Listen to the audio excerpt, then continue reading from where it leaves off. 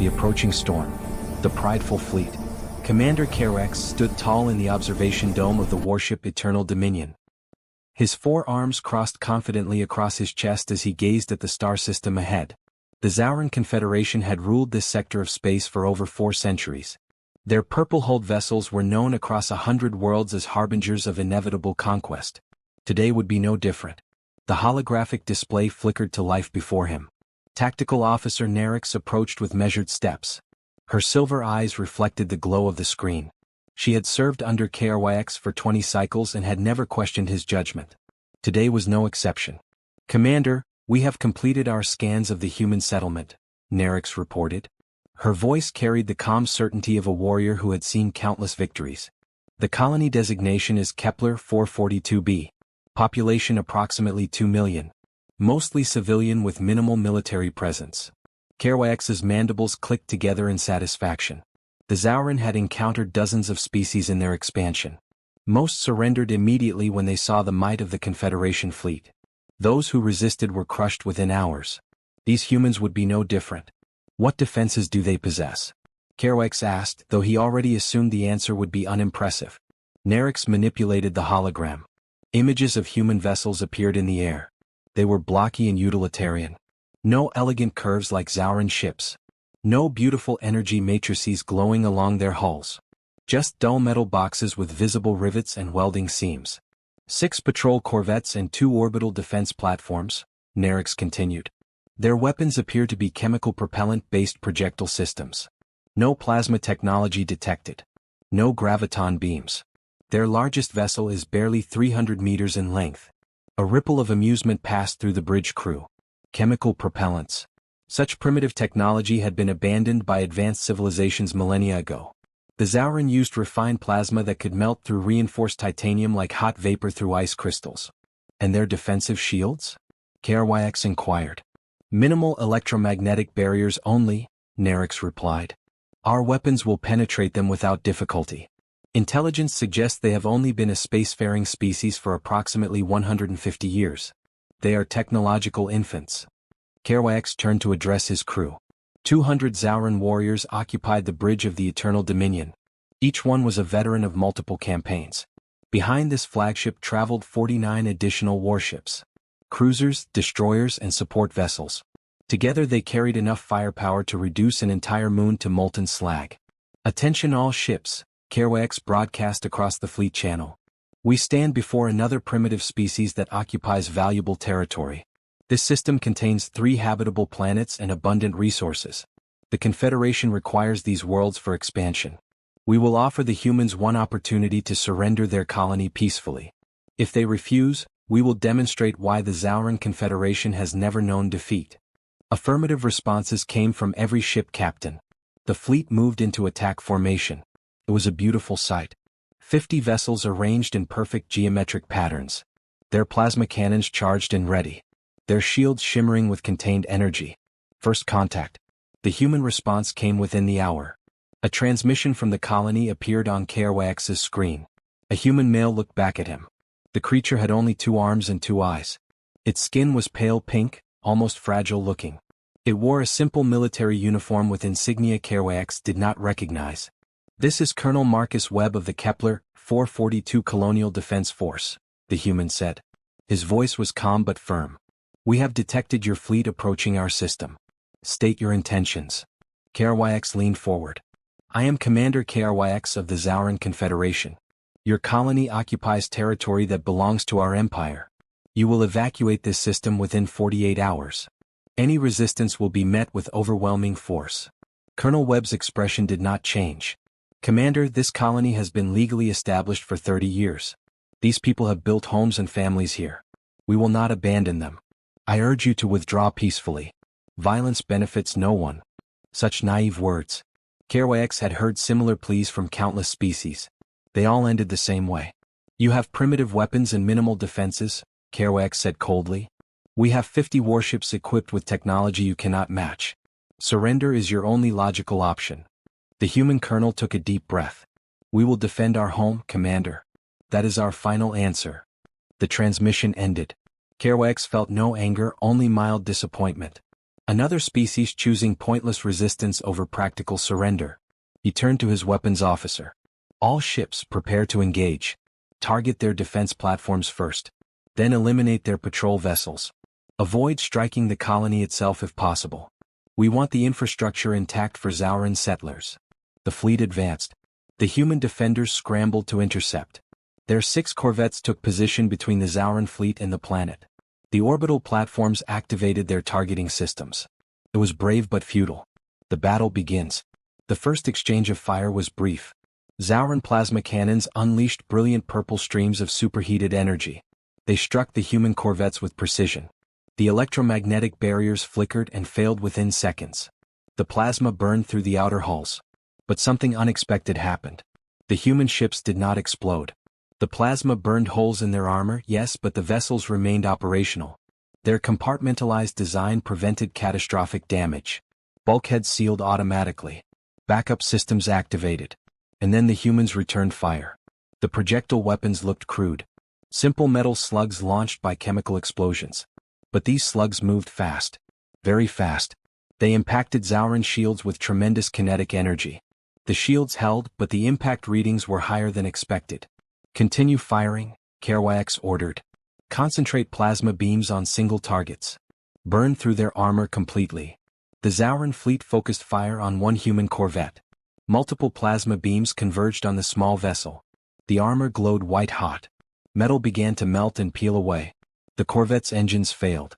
It began to drift. But even as it died, its weapons kept firing. Automated systems continued to target Zauran ships. The crew had apparently abandoned the vessel, but its guns still operated independently. The second corvette lasted longer. It maneuvered aggressively, using thruster bursts to dodge incoming plasma. Its projectile weapons scored hits on a Zauran destroyer. The slugs punched through the shields and dented the outer hull. Actual physical damage to a Confederation vessel. It was supposed to be impossible. Status report, HFY demanded. 2 human corvettes destroyed, Nerix replied. 4 remaining. However, Commander, their weapons are more effective than anticipated. The destroyer Glory of Zauros has suffered hull breaches. 3 casualties reported. Casualties? Against primitive chemical weapons. HFY felt the first stirring of doubt. The battle continued for 20 minutes. One by one, the human corvettes were destroyed. The orbital platforms fell next, their structures torn apart by concentrated plasma fire. But the humans had inflicted damage. Real damage. 5 Zauran ships reported hull breaches. 13 warriors were dead or injured. Colonel Webb's face appeared on screen again. His uniform was scorched. Smoke drifted behind him. Commander HFY, Webb said quietly. You have defeated our defense force. But understand this. We sent a priority signal when you first entered our system. Help is coming. I suggest you leave while you still can. HFY laughed. Help? From where? The nearest human settlement is 40 light-years away. No reinforcements will arrive in time to save you. You don't understand humanity very well, Webb said. There was something in his eyes now. Not fear. Something else. Almost pity. We never leave our people undefended. Never. The transmission ended. HFY dismissed it as bravado. Desperate words from a defeated enemy. He ordered his fleet to prepare for planetary occupation. Then the sensor screamed. Something approaches. Commander. The sensor officer's voice cracked with alarm. Massive contact emerging from hyperspace. Distance 3 million kilometers and closing fast. HFY spun toward the display. A single object appeared on the tactical screen. The size readings made no sense. Check your instruments, HFY ordered. That cannot be accurate. Readings confirmed, Commander, the sensor officer insisted. Single vessel. Length 4.2 kilometers. Mass equivalent to a small asteroid. Composition unknown. Hull density exceeds anything in our database. 4 kilometers. The Eternal Dominion was barely 800 meters long and was one of the largest ships in the Confederation fleet. What could the humans possibly have built that was 4 kilometers in length? Classification. HFY demanded. Unknown, sir. The vessel is not broadcasting any identification. No active shields detected. Just armor. Layers and layers of armor. And weapons, Commander. I am reading hundreds of weapon emplacements across the hull. The object was moving fast. Accelerating beyond normal parameters for a vessel that size. It should not be possible. Something that massive should be slow and unwieldy. Hail that vessel, Kerouac ordered. His confident tone had evaporated. The response came immediately. Text only. Simple words in galactic standard.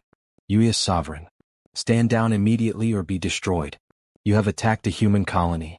This is your only warning. U.S. United Earth Systems. The humans had sent a single ship to face 50 Zauran warships. It was insane. All ships, combat formation, Kerouac commanded. Prepare to engage the human vessel. Concentrate all fire on that target. The Zauran fleet turned to face the approaching battleship. 50 ships against 1. The outcome seemed obvious. But Kerouac felt cold dread creeping through his body. The human battleship came closer. Its dark hull was visible now. No elegant design. Just brutal, functional armor plating. Weapon ports bristled along its flanks. The bow section housed something massive. Energy readings that made no sense. Target the human vessel, Kerouac said. All ships fire at will. The Zauran fleet opened fire. 50 ships unleashed their plasma cannons simultaneously. Purple streams of superheated energy converged on the U.S. Sovereign. Enough firepower to vaporize a city. The plasma struck the battleship's hull. The armor glowed. Metal heated to incredible temperatures. But it did not melt. Did not burn through. The armor was too thick. Too resilient. And then the Sovereign fired back. The universe exploded in violence. Massive railgun batteries along the Sovereign's flanks erupted. Tungsten projectiles the size of transport vehicles launched at relativistic speeds. They crossed the distance in heartbeats. 3 Zauran cruisers simply ceased to exist. The hypervelocity rounds punched through their shields like they were nothing. Passed through their hulls from bow to stern. The kinetic energy was so immense that the ships disintegrated instantly. Kerouac watched in horror as his fleet died. The human weapons were not primitive. They were optimized. Perfected. Chemical propellants replaced by electromagnetic acceleration. Simple metal slugs transformed into relativistic kill vehicles. All ships evasive maneuvers. Kerouac screamed. Scatter. Get out of range. But there was no range safe enough. The Sovereign's weapons had incredible reach. Ships that tried to flee died just as quickly as those that stood and fought. The massive spinal cannon in the Sovereign's bow charged. Energy readings spiked beyond measurement. Then it fired. A solid slug of depleted uranium accelerated to 5% of light speed, crossed 3 million kilometers in seconds. It hit a Zauran battlecruiser dead center. The projectile went through the ship. Kept going. Hit the destroyer behind it. And the cruiser behind that. 4 ships destroyed by a single shot. The penetrator continued into deep space, its momentum barely affected. Kerouac could not breathe. Could not think. This was not how battles were supposed to unfold. The Zauran Confederation had conquered 100 worlds. They had never faced anything like this. Commander, the human vessel is deploying additional weapons, Nerix reported. Her voice trembled. Missile tubes opening. Hundreds of them. Energy signatures indicate nuclear warheads. Nuclear weapons. Another technology the Zauran had abandoned as crude and inefficient. But when used in the vacuum of space with yields measured in gigatons, they were terrifyingly effective. The missiles launched. Not dozens. Hundreds. They swarmed toward the Zauran fleet like angry insects. Point defense systems tried to shoot them down. Failed. There were too many. The nuclear warheads detonated in sequential waves. EMP pulses shut down Zauran shields. Thermal radiation scorched hull plating. Kinetic shockwaves threw ships off course. And through the chaos came the Sovereign. Unstoppable. Merciless. Its railguns never ceased firing. Each shot killed. Each shot found a target. Kerouac's hands shook as he gripped his command console. Half his fleet was gone. Just gone. And the human battleship had barely been scratched. Retreat. Kerouac ordered. All ships emergency hyperspace jump. Get us out of here. The surviving Zauran vessels scrambled to escape. Engines overloaded. Hyperdrives engaged without proper calculations. Ships vanished into faster-than-light travel, abandoning formation, abandoning each other. The Eternal Dominion was one of the last to jump. As Kerouac's ship entered hyperspace, he looked back one final time. The U.S. Sovereign hung in space. Its dark hull was scored with plasma burns. Minor damage only. It had destroyed 37 Zauran warships in less than 15 minutes.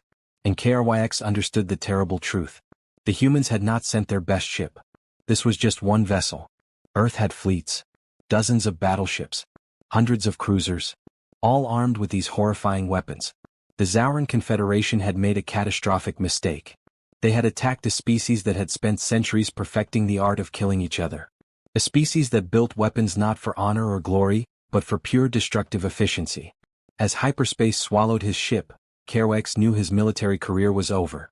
But more than that, he knew the age of Zauran dominance had ended. Humanity had arrived on the galactic stage. And they had brought hell with them. The reckoning. The Sovereign's bridge. Admiral Rebecca Stone stood motionless on the command deck of the UES Sovereign. Her gray eyes tracked the fleeing Zauran vessels on the tactical display.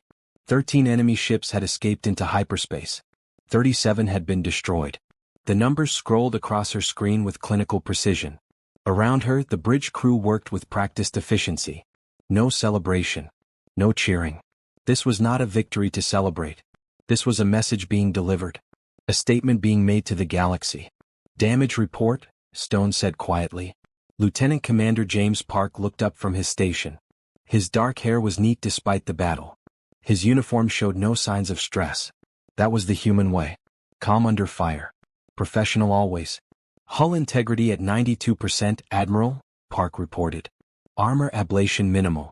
Point defense grid operating at full capacity. All railgun batteries functional.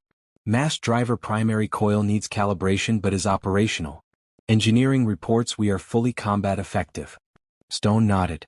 The Sovereign had been hit by enough plasma fire to melt a small moon. Yet her armor had held. Composite layers of tungsten carbide, ceramic plating and reactive polymers. Each layer designed to absorb and dissipate different types of energy.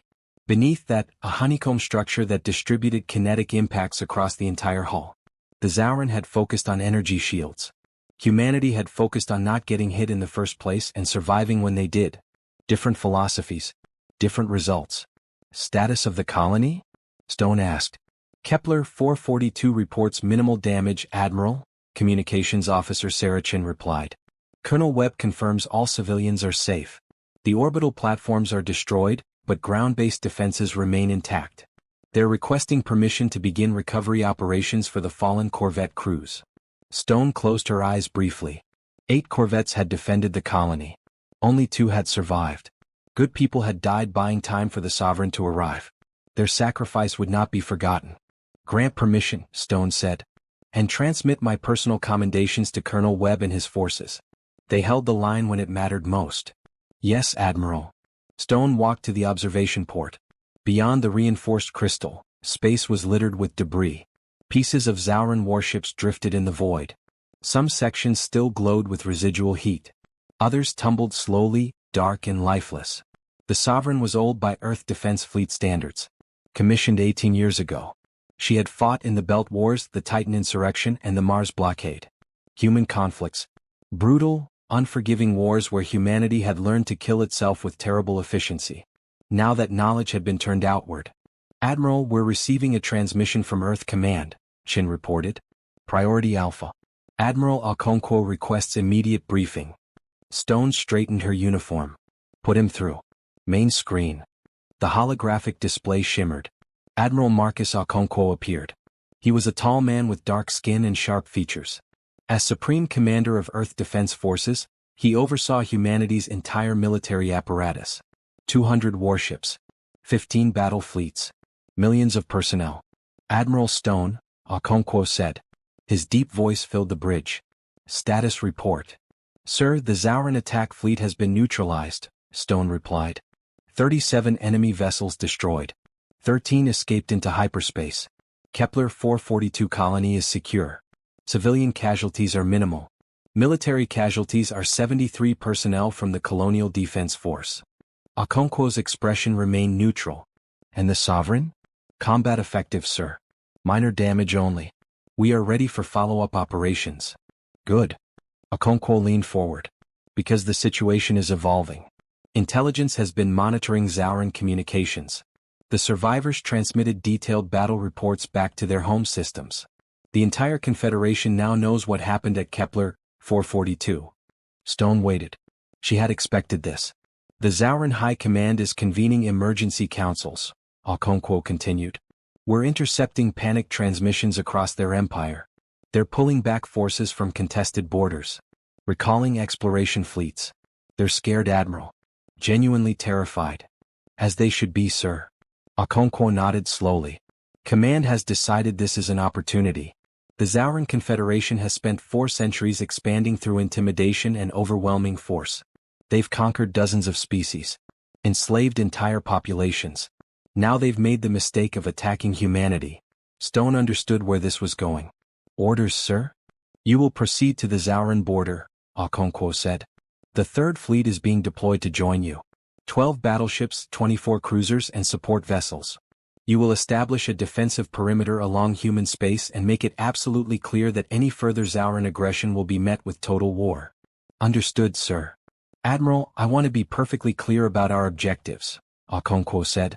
His tone was serious. We are not conquering the Zauran.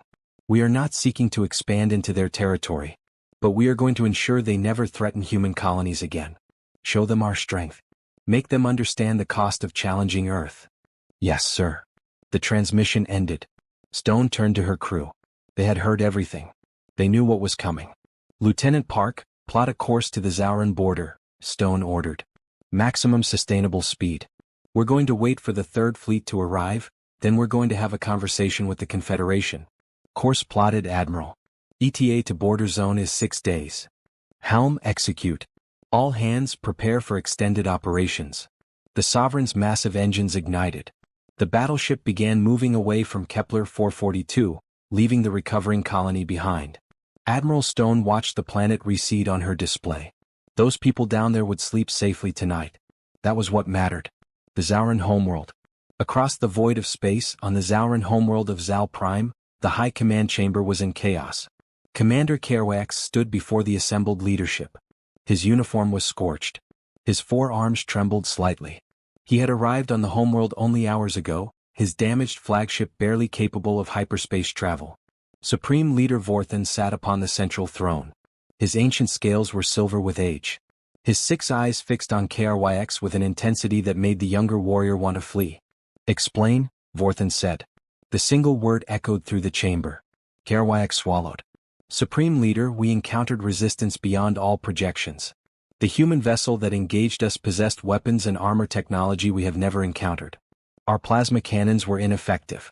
Our shields failed to stop their projectiles. They destroyed 37 ships in less than 20 minutes. 1 ship. High Counselor Nextra demanded. Her voice dripped with disbelief. You lost 37 warships to 1 enemy vessel? Yes, Counselor. Kerouac's voice was barely above a whisper. The humans call it the UES Sovereign. It is over 4 kilometers long. Armor plating meters thick. Weapons that fire solid projectiles at relativistic speeds. The kinetic energy alone was enough to penetrate our shields and destroy vessels instantly. Another counselor stood. This is impossible. We have conquered 100 worlds. No species has technology superior to ours. The humans do not have superior technology, Kerouac said. They have optimized technology. Everything about their ship is designed for one purpose only: survival and destruction. They do not waste resources on elegant designs or aesthetic beauty. Every system serves a combat function. Vorthan raised one hand. Silence fell immediately. Show us the battle footage. KRYX activated the holographic projector. The council watched in growing horror as the battle unfolded. They saw the Sovereign emerge from hyperspace. Saw the Zauran fleet fire everything they had. Saw their weapons fail to penetrate that dark, brutal hull. Then they watched the Sovereign's response. The railguns firing. Ships disintegrating. The massive spinal cannon destroying 4 vessels with a single shot. Nuclear missiles creating artificial suns in the void. The footage ended. The council chamber was silent. How is this possible? Nexra whispered. Their corvettes used primitive chemical weapons. How did they develop such devastating ship-to-ship armaments? KRYX pulled up intelligence data. Our xenoanthropology teams have compiled information on human history. The data is disturbing. Humans have been at war with each other for their entire recorded history. Thousands of years of continuous conflict. They have fought over territory, resources, ideology, religion. Everything. He displayed images of Earth's surface. Vast oceans. Continents covered in cities. They have one homeworld. One planet. Yet they divided it into over 200 separate nations. These nations fought each other constantly. Developed weapons specifically to kill other humans. Another hologram appeared. A mushroom cloud rising above a city. This is a primitive nuclear weapon from human history. They used these against each other over 200 years ago. Killed hundreds of thousands of their own kind. Since then, they have refined nuclear technology into precision weapons for space combat. The council members looked at each other. The implications were staggering. They brought their experience fighting themselves into space, HFY continued. Every weapon on that battleship was designed to counter human defenses. When they encountered us, those weapons were equally effective. More effective, actually, because we have never faced such brutal, optimized destructive capability. Supreme Leader Vorthan stood slowly. He was old but still imposing. What are human fleet capabilities? Intelligence suggests Earth possesses approximately 200 major warships, HFY said. Battleships, cruisers, destroyers. If the Sovereign is representative of their capabilities, then each vessel is more powerful than anything in our fleet. Additionally, they have defensive platforms around their colonies. Automated weapon systems. Missile satellites. Layered defenses. 200 ships against our 5,000, Vorthan said. Surely our numbers provide advantage. HFY hesitated. Then he spoke truth. Supreme Leader, I do not believe numbers matter against humans. They fight differently than any species we have encountered. They do not seek honorable combat. They seek total victory through overwhelming firepower and superior tactics. They have been refining these methods for millennia. He pulled up more data. Humanity's largest conflict, which they call World War II, involved over 100 million combatants. Lasted 6 years. Resulted in approximately 70 million deaths. They have experience with total war on a scale we cannot comprehend. The chamber fell into troubled silence. The Zauran Confederation had conquered through superior technology and intimidation. They had never faced an enemy that matched them in ruthlessness and efficiency. What do you recommend, Commander? Vorthan asked. HFY took a deep breath. Immediate withdrawal from all human border zones. Formal apology for the attack on Kepler 442. Opening of diplomatic channels. And most importantly, we must ensure that humanity does not view us as a continuing threat. You suggest we surrender? Nextra said coldly. I suggest we survive, HFY replied. Supreme Leader, I watched 37 of our finest ships destroyed by one human vessel. One old vessel, according to their own classification. If Earth deploys their entire fleet against us, we will lose. Completely. Utterly. Another counselor stood. Perhaps we could negotiate alliance. Use human military strength to expand Confederation influence. HFY shook his head. I do not believe humans can be manipulated easily. They are suspicious by nature. Centuries of fighting each other has made them expert at detecting deception. Any alliance would be on their terms, not ours. Vorthan paced slowly. His silver scales gleamed under the chamber lights. He had led the Confederation for 60 cycles. Had overseen the conquest of 20 star systems personally. Now he faced a choice that would define his legacy. Draft a formal communication to Earth, Vorthan finally said. We will acknowledge our transgression. We will offer reparations for the attack on their colony. We will propose a non-aggression treaty with clearly defined territorial boundaries. Supreme Leader, Nextra protested. The Confederation has never apologized to lesser species. Vorthan turned to her. His 6 eyes blazed. Then perhaps that is why we now face extinction. Pride is worthless if we are all dead. The humans have shown us something we have not seen in 4 centuries. A species that can match us. Perhaps exceed us. We will adapt or we will perish. He looked at HFY. Commander, you will lead the diplomatic mission.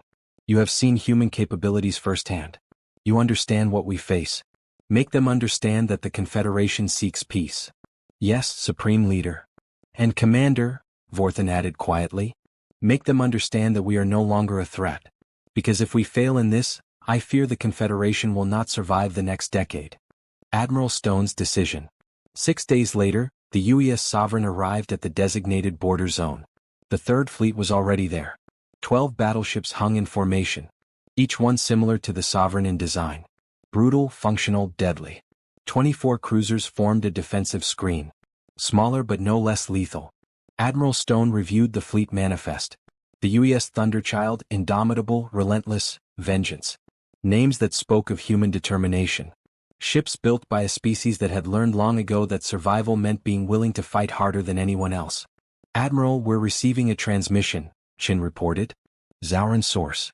They're requesting parley." Stone raised an eyebrow. "Already? That was faster than expected." The message includes formal apologies for the attack on Kepler 442. They're offering reparations and requesting negotiations for a non-aggression treaty.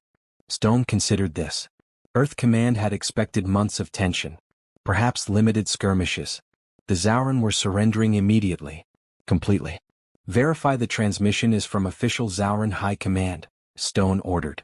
"Verified, Admiral." It's signed by Supreme Leader Vorthan himself. Stone looked at the tactical display. The border zone was empty. No Zauran ships. No defensive positions. They had withdrawn completely from this sector. "Transmit our response," Stone said. "We are willing to negotiate. However, terms will be dictated by Earth. The Zauran Confederation will withdraw from all territory within 50 light-years of any human colony. They will provide detailed fleet deployment information to ensure transparency. They will agree to immediate military oversight protocols." "That's harsh, Admiral," Park said quietly. "They attacked civilians," Stone replied. Her voice was cold. "They killed 73 people who were defending their homes. Harsh is what they've earned." The response came within the hour. The Zauran accepted all terms without negotiation. Stone read the message carefully. Then she transmitted a final statement. "To Supreme Leader Vorthan and the Zauran High Command. Humanity accepts your request for peace. But understand this clearly. We do not seek to conquer you. We do not desire your territory. However, if you ever threaten human colonies again, we will not send one battleship. We will send our entire fleet. And we will not stop until your civilization is dust. This is not a threat. This is a promise. Choose wisely." The message was transmitted across Zauran space. Every ship. Every station. Every world. Humanity's first statement to the galaxy was clear. We will defend our own. We will not be victims. And we are very, very good at war. Admiral Stone watched the stars beyond her viewport. Somewhere out there, other species were monitoring these transmissions. Learning about humanity. Drawing conclusions. Let them learn, Stone thought. Let them understand. Humanity had arrived in the galaxy. And they had brought 4,000 years of warfare with them. The age of easy conquest was over. Any species that wanted to challenge Earth would have to be willing to pay a price measured in blood and fire. Stone smiled grimly. She hoped they were all wise enough to choose peace. But if they weren't, humanity was ready.